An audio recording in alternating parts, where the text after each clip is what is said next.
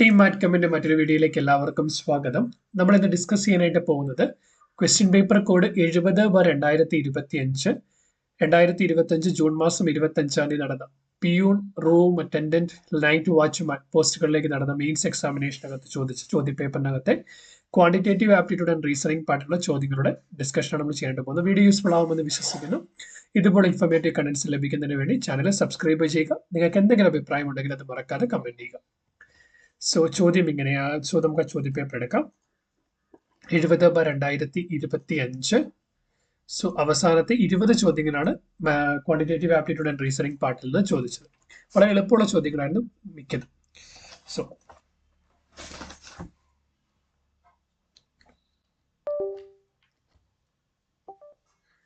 താഴെ പറയുന്നവയിൽ ശരി ഏത്?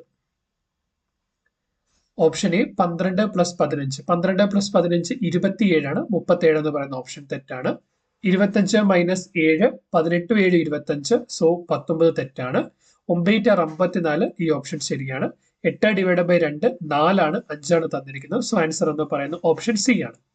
20-ന്റെയും 30-ന്റെയും ഉസാഗ, അതായത് HCF 10 ആണെങ്കിൽ അവയുടെ ലസാഗു എന്ത്? അവിടെ ഉസാഗ തരേണ്ട കാര്യമൊന്നുമില്ല, അതിന് നമുക്ക് കണ്ടുപിടിക്കാം. 20ഉം 30ഉം. സോ 10 എടുത്തു കഴിഞ്ഞാൽ 2 3, വേറെ കോമൺ ആയിട്ട് ഒന്നുമില്ല. 3 2 6, 6 × 10 60. സോ ഇവിടുത്തെ LCM എന്ന് പറയുന്നത്, ലസാഗു എന്ന് പറയുന്നത് 60. ഓപ്ഷൻ എ ആയിരിക്കും ഇവിടുത്തെ ആൻസർ എന്ന് പറയുന്നത്. അടുത്ത ചോദ്യം, 8/3-യുടെ 3/4 ഭാഗം എത്രയാണ്? 8/3-ന്റെ 3/4 ഭാഗം ഇൻറ്റു 3/4. ഈ 3ഉം 3ഉം വെട്ടിപ്പോയി. 8-നെ 4 കൊണ്ട് ഡിവൈഡ് ചെയ്ത് നമുക്ക് 2 കിട്ടും. സോ ആൻസർ എന്ന് പറയുന്നത് 2, ഓപ്ഷൻ ബി ആയിരിക്കും. അടുത്തത്, 726 സെന്റിമീറ്റർ നീളമുള്ള ഒരു കയറിനെ 100 തുല്യ ഭാഗങ്ങളായി മുറിച്ചാൽ ഓരോ കഷ്ണത്തിന്റെയും നീളം എത്ര?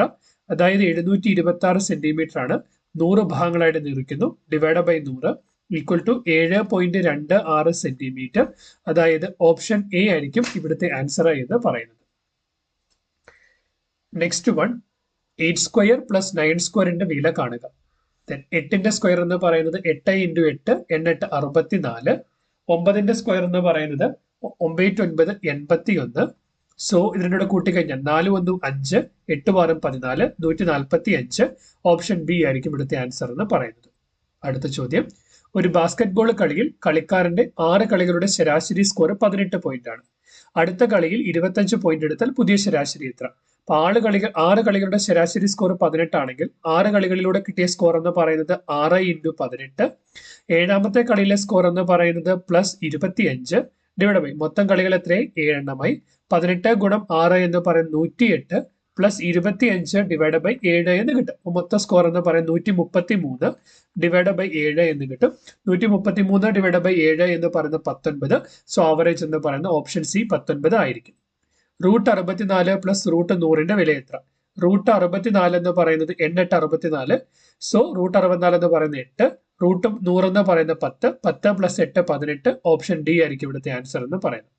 അടുത്ത ചോദ്യം, ഒരു വ്യക്തി 1200 രൂപയ്ക്ക് വാങ്ങിയ ഒരു വീട്ടുപകരണം 1500 രൂപയ്ക്ക് വിറ്റു എങ്കിൽ ലാഭശതമാനം എത്രയാണ്? 1200 രൂപയ്ക്ക് വാങ്ങിയ ഉപകരണം 1500 രൂപയ്ക്ക് വിറ്റു. അതായത് അതിന്റെ കോസ്റ്റ് പ്രൈസ് അല്ലെങ്കിൽ വാങ്ങിയ വില എന്ന് പറയുന്നത് 1200-ഉം സെല്ലിംഗ് പ്രൈസ് എന്ന് പറയുന്നത് 1500-ഉമാണ്. അതായത് പ്രോഫിറ്റ് എന്ന് പറയുന്നത് സെല്ലിംഗ് പ്രൈസും കോസ്റ്റ് പ്രൈസും തമ്മിലുള്ള വ്യത്യാസം 300 രൂപയാണ്. പ്രോഫിറ്റ് പെർസെൻറ്റേജ് എന്ന് പറയുന്നത് profit divide by cost price into 100 ആണ്. അപ്പൊ പ്രോഫിറ്റ് എന്ന് പറയുന്നത് 300 രൂപ ഡിവൈഡ് ബൈ കോസ്റ്റ് പ്രൈസ് എന്ന് പറയുന്നത് 1200 രൂപ ഇൻറ്റു 100. 300-നെ 1800 വെട്ടിക്കഴിഞ്ഞാൽ 300 × 4 ആണ് 1200. 100-നെ 4 കൊണ്ട് ഡിവൈഡ് ചെയ്താൽ 25. സോ ലാഭശതമാനം ഓപ്ഷൻ ബി 25 ആയിരിക്കും. ചിത്രത്തിൽ അടയാളപ്പെടുത്തിയിരിക്കുന്ന കോൺ കാണുക. ഒരു ട്രയാങ്കിളിനകത്തുള്ള ഇന്നർ ആംഗിൾ 60 തന്നിട്ടുണ്ട്, മറ്റൊരു എക്സ്റ്റീരിയർ ആംഗിൾ ആയിട്ട് തന്നിരിക്കുന്നത് 130. സോ ഇത് 130 ആണെങ്കിൽ ഇതൊരു സ്ട്രെയിറ്റ് ലൈൻ ആയതുകൊണ്ട് ടോട്ടൽ ആംഗിൾ 180 വരുന്നത് കൊണ്ട് ഈ ആംഗിൾ എന്ന് പറയുന്നത് 50 ആയിരിക്കും. ഒരു ട്രയാങ്കിളിലെ മുഴുവൻ ആംഗിൾ 180 ആയതുകൊണ്ട് ഈ രണ്ട് ആംഗിളോടെ കൂട്ടുമ്പോൾ 60 + 50 110 എന്ന് കിട്ടി. ടോട്ടൽ ആംഗിൾ എന്ന് പറയുന്നത് 180 ആയതുകൊണ്ട് ഈ ഒരു ആംഗിൾ എന്ന് പറയുന്നത് 70 ഡിഗ്രി എന്ന് കിട്ടും. സോ അതായത് ഓപ്ഷൻ ബി ആയിരിക്കും ഇവിടുത്തെ ആൻസർ എന്ന് പറയുന്നത്. ഒരു സൈക്കിൾ സവാരിക്കാരൻ 45 കിലോമീറ്റർ ദൂരം 3 മണിക്കൂർ കൊണ്ട് സഞ്ചരിക്കുന്നുവെങ്കിൽ അയാളുടെ ശരാശരി വേഗത എന്ത്? വേഗത സ്പീഡ് ഈസ് ഈക്വൽ ടു എന്താണ്? ഡിസ്റ്റൻസ് ഡിവൈഡഡ് ബൈ ടൈം ആണ്. ഇവിടെ കവർ ചെയ്തിരിക്കുന്ന ഡിസ്റ്റൻസ് എന്ന് പറയുന്നത് 45 കിലോമീറ്റർ, എടുത്തിരിക്കുന്ന സമയം എന്ന് പറയുന്നത് 3 മണിക്കൂർ. 45 divide by 3 15 kilometre per hour. അതായത് ഓപ്ഷൻ ഡി ആയിരിക്കും ഇവിടുത്തെ ആൻസർ എന്ന് പറയുന്നത്. അടുത്തത് വില കാണുക. Bracket 5 + 3 divided by 2 + 4 square. നമുക്കറിയാം ഇത് ചെയ്യേണ്ടത് ബോർഡ് മാസ് റൂൾ അനുസരിച്ചിട്ടാണ്. അതായത് bracket of division, multiplication, addition, subtraction. ഇവിടെ ആദ്യം ഒരു ബ്രാക്കറ്റ് ഉണ്ട്. 5ഉം 3 കൂട്ടിയാൽ 8 കിട്ടി. ബ്രാക്കറ്റ് സിംപ്ലിഫൈ ചെയ്തു. ഇനി 8 ഡിവൈഡഡ് ബൈ 2 പ്ലസ് 4ന്റെ സ്ക്വയർ. 8നെ 2 കൊണ്ട് ഡിവൈഡ് ചെയ്താൽ നമുക്ക് എന്ത് കിട്ടും? 4 കിട്ടും. 4ന്റെ സ്ക്വയർ എന്ന് പറഞ്ഞ 16. 16 + 4 20. ഓപ്ഷൻ എ ആയിരിക്കും ഇവിടുത്തെ ആൻസർ എന്ന് പറയുന്നത്. താഴെ തന്നിരിക്കുന്ന ശ്രേണിയിലെ അടുത്ത സംഖ്യ ഏത്? 2, 6, 12, 20. 2 + 4 6. 6 + 6 12. 12 + 8 20. ഇപ്പൊ രണ്ട് വീതം കൂടിയിരിക്കുകയാണ് ഡിഫറൻസ് എന്ന് പറയുന്നത്. 4, 6, 8 ദെൻ 10 കൂടെ കൂടുമ്പോൾ 20 + 10 30. അതായത് ഓപ്ഷൻ ബി ആയിരിക്കും ഇവിടുത്തെ ആൻസർ എന്ന് പറയുന്നത്. താഴെ തന്നിരിക്കുന്ന സംഖ്യകളിൽ അഭാജ്യ സംഖ്യകളുടെ സെറ്റ് തിരിച്ചറിയുക. സോ നോക്കുമ്പോൾ പ്രൈം നമ്പേഴ്സിന്റെ സെറ്റാണ് നമ്മൾ കണ്ടുപിടിക്കേണ്ടത്. സോ നോക്കിക്കഴിഞ്ഞാൽ 2, 3, 5, 6 ഒരു പ്രൈം നമ്പർ അല്ല, കാരണം അതിന്റെ ഫാക്ടേഴ്സ് ആയിട്ട് 2ഉം 3ഉം ഉണ്ട്. 1, 7, 11, 13. ഈ 1 എന്ന് പറയുന്ന പ്രൈം നമ്പർ അല്ല, സോ അതും പറ്റില്ല. 2, 3, 5, 11 എല്ലാം പ്രൈം നമ്പറുകളാണ്. സോ ഓപ്ഷൻ സി കറക്റ്റ് ആണ്. 4, 6, 8, 9 ഒരു നമ്പറുകൾ പോലും തന്നിരിക്കുന്ന ഒരു നമ്പറുകൾ പോലും അഭാജ്യ സംഖ്യകളല്ല, എല്ലാം കോമ്പോസിറ്റ് നമ്പർ ആണ്. സോ ആ ഓപ്ഷൻ തെറ്റാണ്. സോ ഓപ്ഷൻ സി 2, 3, 5, 11 ആണ് ശരിയെന്ന് പറയുന്നത്. അടുത്ത ചോദ്യം എന്ന്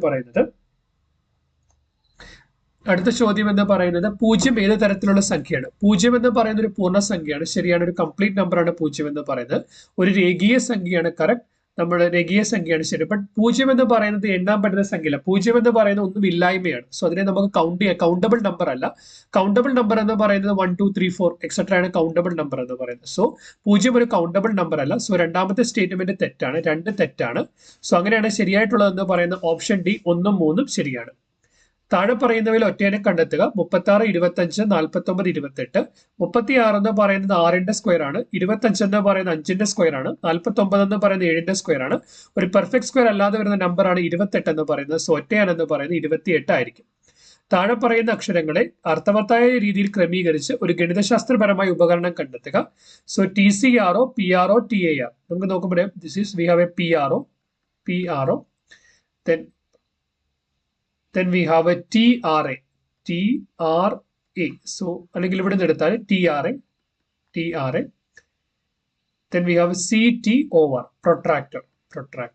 സോ ശരിയായ വാക്കെന്ന് പറയുന്നത് ഓപ്ഷൻ ബി പ്രൊട്രാക്ടർ ആണ്. അല്ലെങ്കിൽ നിങ്ങൾക്ക് ചെയ്യാവുന്ന ഒരു കാര്യം എന്ന് പറയുന്നത് ഓപ്ഷൻസിനകത്തുള്ള എന്താ പറയുക ലെറ്ററുകളെല്ലാം തന്നിരിക്കുന്നതിനകത്ത് ഉണ്ടോ എന്ന് നോക്കാം. ഉണ്ടെങ്കിൽ അതായിരിക്കും കറക്റ്റ് എന്ന് പറയുന്നത്. ഇവിടെ നമ്മൾ നോക്കിയ ഒന്നാമത്തെ ഓപ്ഷൻ പാരലൽ, തന്നിരിക്കുന്ന വേർഡിൽ L ഇല്ല. ഗ്രാഫ് തന്നിരിക്കുന്നതിനകത്ത് G ഇല്ല. കാൽക്കുലേറ്റർ തന്നിരിക്കുന്നതിനകത്ത് L ഇല്ല. സോ ആ 3 ഓപ്ഷൻ വെട്ട ഓപ്ഷൻ ബി തന്നെയായിരിക്കും ആൻസർ. സീതയ്ക്ക് അവളുടെ മകന്റെ 3 മടങ്ങ് പ്രായമുണ്ട്. രണ്ടുപേരുടെയും വയസ്സുകളുടെ തുക 60 ആണ്. മകന്റെ വയസ്സ് എത്ര? സോ മകന്റെ വയസ്സ് X ആയിട്ട് എടുത്താൽ അമ്മയ്ക്ക് അല്ലെങ്കിൽ സീതയ്ക്ക് എന്ന് പറഞ്ഞാൽ 3 ഇരട്ടി പ്രായമുണ്ട്. 3x ആയിരിക്കും സീതയുടെ പ്രായം. രണ്ടുപേരുടെ പ്രായം കൂട്ടുമ്പോൾ 60 കിട്ടുന്നു. സോ 3x + x എന്ന് പറഞ്ഞാൽ 4x.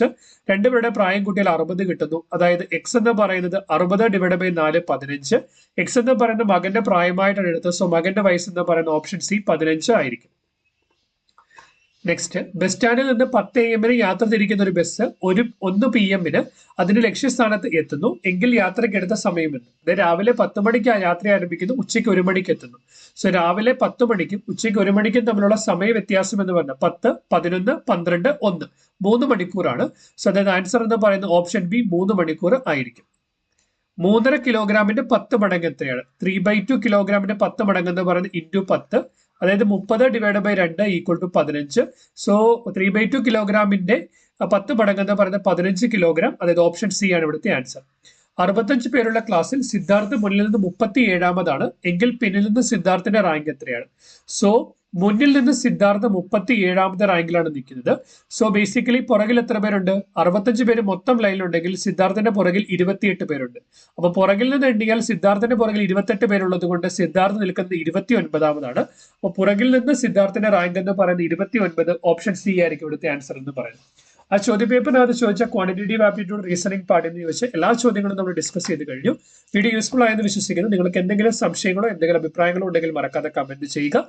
ക്ലാസ്സിലേക്കുള്ള അഭിപ്രായം മറക്കാതെ കമന്റ് ചെയ്യുക. Subscribe to our channel. Keep watching, keep learning. Thanks for watching. By.